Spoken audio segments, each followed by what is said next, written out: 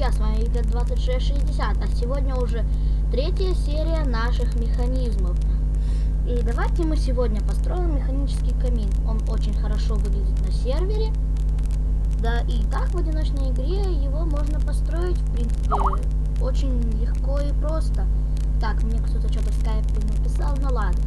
Для этого механизма нам понадобятся раздатчики, ну совсем немного. Потом нам понадобится кирпичи. Так, далее нам понадобится кнопка, повторитель, редстоун и железные прутья как раз для ограждения. Ну что ж, приступим к постройке. Не-не-не, подождите. Я забыл же еще сказать, что нам понадобятся липкие поршни и понадобится незеблок, адский камень. Так, для начала построим саму конструкцию камина. Ну, она будет где-то вот такая. Так. Ну вот. В принципе. Я не знаю, как вы камин будете строить, но я, в принципе, такую вот небольшую конструкцию сделаю, и вроде бы мне хватит. Так, теперь давайте огородим это железными прутьями обязательно. Так, заходим сюда, откапываем на 3 блока вниз и ставим поршень.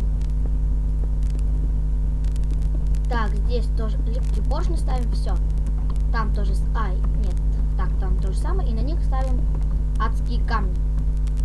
Так, далее ломаем вот здесь, давайте поставим обратно вот так. И вот все. Далее здесь с каждой стороны мы ставим по кнопке.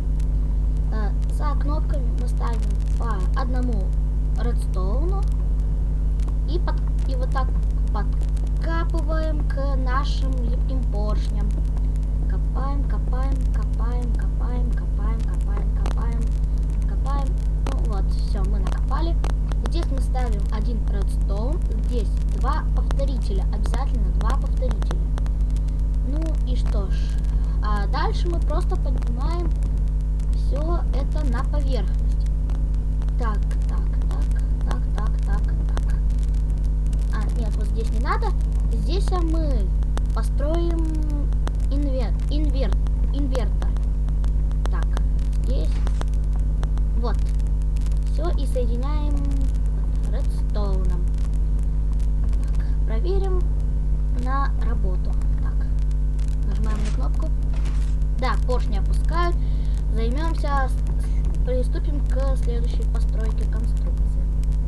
Так, здесь мы выкапываем эти же 3 блока.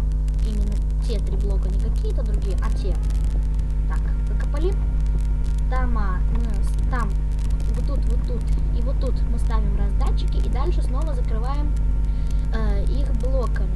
Дальше проводим редстоун до 2-го раздатчика, а на 3-й, на 3-й мы здесь оставим